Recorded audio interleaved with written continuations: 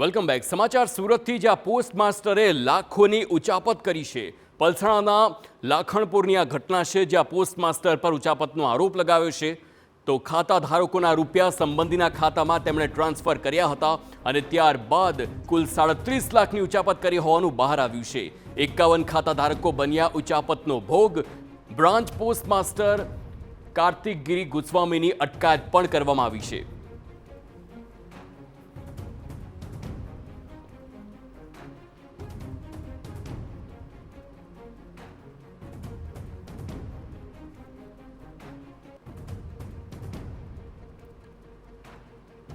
તો કાર્તિક ગિરી ગોસ્વામીની અટકાયત કરવામાં આવી છે. સુરતની આ ઘટના છે, જ્યાં પોસ્ટ માસ્ટરે લાખોની ઉચાપત કરી છે.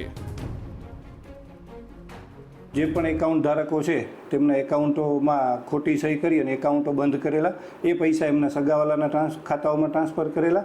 બીજા નેટ બેન્કિંગ દ્વારા આ જે એકાઉન્ટ ધારકો છે એના એકાઉન્ટો બંધ કરી અને પોતાના સગાવાલાના એકાઉન્ટોમાં ટ્રાન્સફર કરેલા.